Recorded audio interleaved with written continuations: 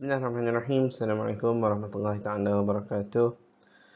So for this week, we're going to continue a bit about the topic that we covered last week. So we're just going to cover just a bit more.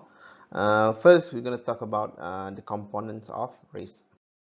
Okay, so when we talk about risk, we can divide it, so to speak, into three components. First is uncertainty.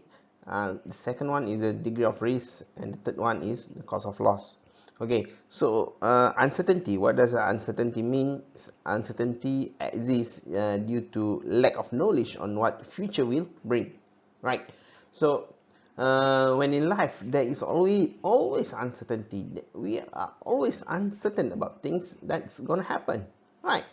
For example, in your case, for example, although you might think that after you finishing your diploma, for example, you might want to continue with your degree in the same line, for example, degree in Muamalat, for example.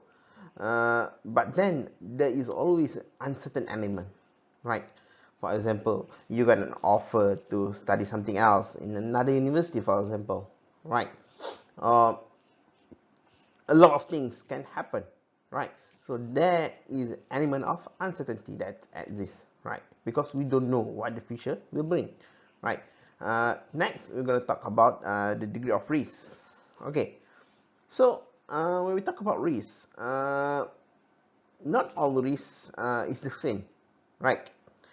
Some things happen frequently, right? And some things rarely happen, right? For example, we talk about flood, right? Flooding. It's almost always, flooding will happen in a particular place during the monsoon season in Terengganu, in Kelantan, in Pahang, right? Almost always, right? At the specific places lah, right? For example, if we talk about Dungun, almost every single year, flood will happen at I don't know. Let's talk about Kampung Raja, for example, right? Kampung Pasir Raja. So almost certain that flood will happen every single year, right? But some places, even in Dungun, the flood rarely happen, right? For example, maybe UiTM Dungun, right? The compound of UiTM Dungun itself, the flood rarely happen in the compound of UiTM Dungun, right? But there is always a possibility of floods happening at UiTM Dungun. There is always that possibility, but it's small, right? Okay.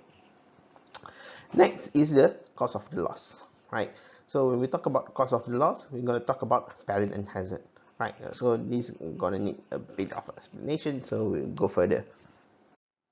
Okay, so first we talk about risk and uncertainty. Okay, when people talk about the terms risk and uncertainty, people often discuss it in the same manner. They think it's interchangeable, it's the same, right? However, it have somewhat different meanings, right? When we talk about risk refers to statistically predictable occurrence. Okay, so it can be measured statistically, right? You have the data, right? But uncertainty is an unknown of generally unpredictable variability, right? Okay, so uncertainty is said to exist in situations where decision maker lack complete knowledge, information, or understanding concerning the proposed decision and its possible consequences, right? Okay, for example, maybe a nice example of uncertainty, right? We talk about COVID-19 happening, right? For those in virologists, for example, for those in the medical fraternity, they might already considered the risk of pandemic happening, right? Okay, but for manufacturers, for example, the car makers, the oil producers, and stuff, they might know there is a possibility of pandemic happening, but they think this thing is not gonna happen, right? So they don't include that factor in their decision making process, right? So when pandemic happen, everything is completely shut down. Their factory need to be closed, their supply chain is disrupted, and stuff. It bring a big effect. It bring a big effect to their operation, right? I'm not saying that the companies in this case are not good. I mean, the managers are not good, but this is something that is not risk that they usually measure, right? So maybe they usually measure the risk of foreign exchange happening, or the risk of terrorist activity happening, for example, the risk of flood happening, for example. But the risk of pandemic happening, it's where everything is completely shut down all over the world. It might be a bit too far-fetched for them, right? So it's an uncertain event for them. Okay. So next we talk about degree of risk, right? So we need to see two elements here. First, the frequency, and then the severity. Okay, so loss frequency refers to a total amount of time that loss occurs in a particular time frame, right? And severity is the amount of loss in terms of financial, physical, and emotion. Okay, so we discussed earlier that not all risks have equal tendencies, right? Some risks are frequent and some are rarely happen, right? So we talk about the for example, the risk of flooding in particular places in Dungon, right? But what about the risk of flood happening in Kuala Lumpur, for example, in a particular month, right? There's always a possibility of flash flood occurring in Kuala Lumpur, right? Um, but then the frequency is not there, right? Is something that we cannot predict, unlike the monsoon season in the East Coast, right? So it was almost certain that the flood will happen, right? Okay, so next we talk about the perils and hazard. So perils is the cause of risk. Okay, so it is the main cause of a loss. Okay, so need to understand that because these terms sometimes might be used interchangeably, right? But then the meaning, the context of the words is different, right? So perils is the cause of risk. It is the main cause of loss. And hazard is an act or conditions. Okay, so hazard is an act or condition which increase the chance of risk, right? So when we talk about hazard, for example, we talk about moral hazard, right? So moral hazard refers to individual acts, right? And then we talk about the conditions, right? For example, when rain happen, the floor will be wet and become slippery, right? So you increase the chance of people slip, right? So that's hazard. Okay, so hazard can be a lot of things, right? For example, physical hazards.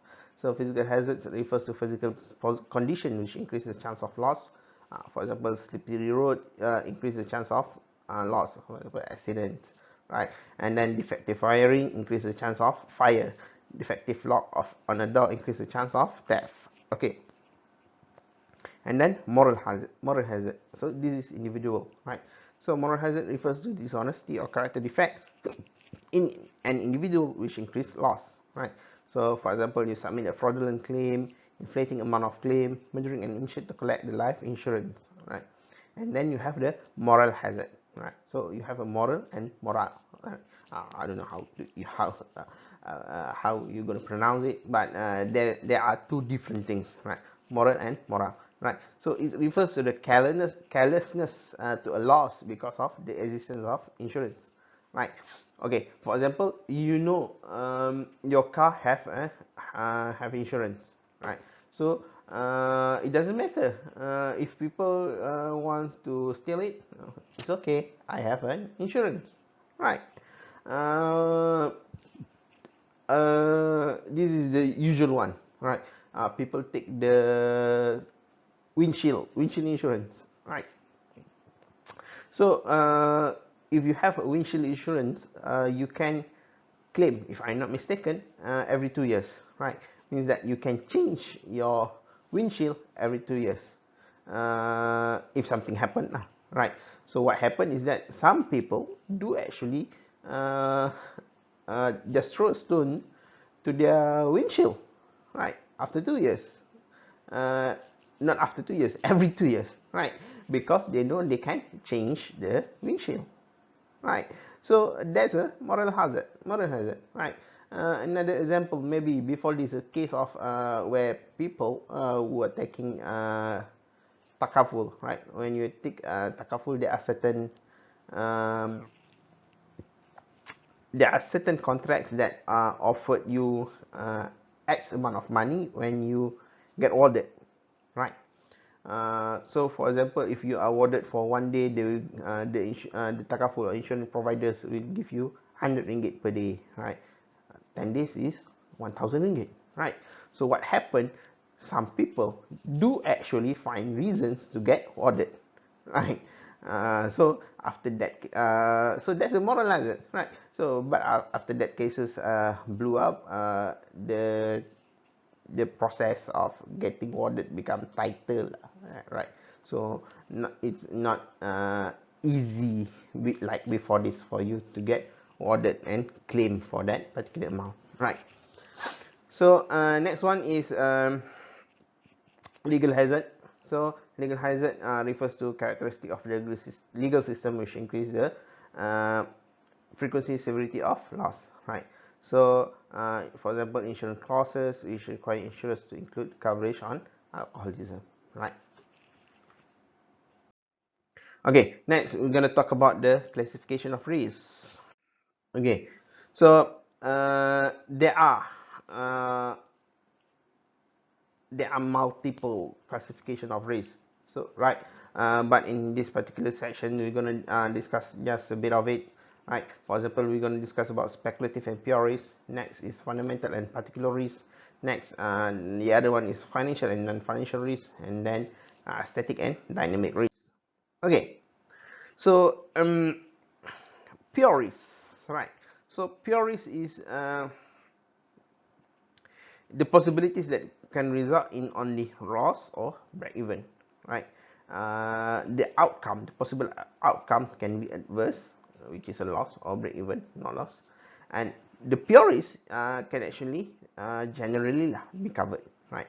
You can cover this risk, right? Covered how? You take insurance or takaful, right? For example, fire, right? You can take a fire risk, like lightning, right? Flood, there are takaful for flood, right? But if you are residing in flood prone area, usually the takaful won't cover, right? And then a storm, premature death, accident, death, right? So you can take life insurance, for example. You can take car insurance, for example. You can cover this particular risk, right? Next is speculative, right? So speculative can result in loss, no loss, or profit, right? You can gain profit. Okay, so it is uncertainty about an event that could produce either a profit, no change in value, or a loss. But then, in general, speculative risk cannot be covered. Right? Although there are ways to mitigate the risk, right? Okay. So for example, this is just we talk in general, so it's okay. So for investment in stock market, for example, right? Foreign currency fluctuation, although you can cover that if you hedge, for example, right? So but this is particularly true for companies that are involved in multinational arrangement, right? where they need to manage the forex risk, right? And then for example, if you venture into new business, right? Okay, next is fundamental and particular risk. Okay, so the fundamental affects the whole society or a large number of people within the economy, right? And it is not within the control of individual, right? So for example, earthquake, war, for example, right? And then a particular risk, right? Particular risk affects only individuals and not the entire community, right? And it is within the control of an individual, right? For example, damage from the accident, theft, and robbery. You can control that, okay? And then we talk about financial and non-financial risk. So financial risk is associated with the loss that accounted based on money. All right. So anything that associated with money is a financial risk, right? And then non-financial risk are related to the loss that can't be measured by money, but related to emotional and feelings, right? For example, fear, sick, right? Okay. Next is static and dynamic risk. Dynamic means that it resulted from changes in the economy, right? For example, changes in price levels, inflation, consumer states, technology, right? And then there are static risks, right? Static risk means this thing would occur even if there is no change in the economy, right? For example, dishonesty of the individuals, right? It's the same, right? Okay. So when we talk about the component of risk, risk is made of out of three essential components, right? So the first one is uncertain situation, and then the likelihood of occurrence of that particular situation, right? And then from that likelihood, what is the effect, right? It can be positive or negative for the for that particular situation, and what effect will it bring to the project. It can bring a success, or it can bring a failure, or whatnot. Okay, next we're going to talk about the methods of handling risks. Okay, so when we handle risk, there are a number of measures that we can use, right? We can do non-insurance transfers, we can take insurance, we can do risk avoidance, loss control, or we can just retention, so we retain that particular risk. Okay, so avoidance example of avoidance. So example of avoidance is avoid the risk of being sued for a defective product by not producing it, right? So avoiding the risk of death in a plane crash by not flying, right? Avoiding the risk of having car accident by not riding a car or driving a car, right? But not all risks can be avoided, right? Although you might say, I want to avoid the risk of car accident, for example, right? But when you walk, sometimes people can crash onto you, right? Okay, and then next is loss control, right? So for example, reduce the number of heart attacks by weight control, right? Or having a healthy diet, or stop smoking, right? Another one is strict security measures to reduce act of terrorism, right? And then another one, for example, when we talk about tsunami, right, we have a warning system to reduce the number of victims, right? Next is retention, right?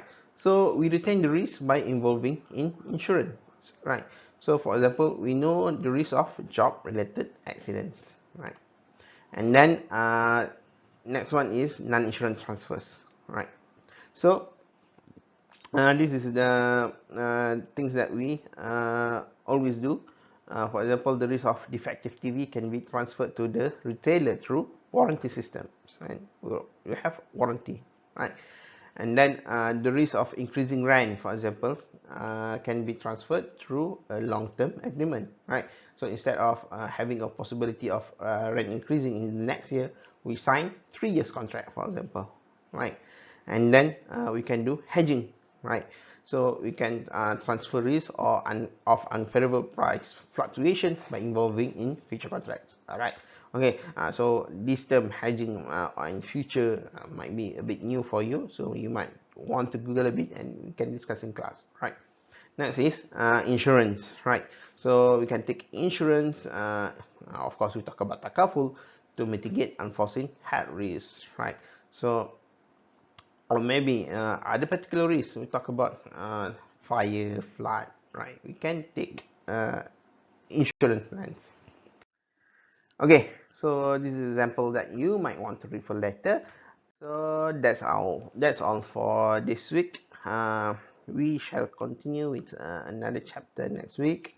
Thank you. Assalamualaikum warahmatullahi taala wabarakatuh.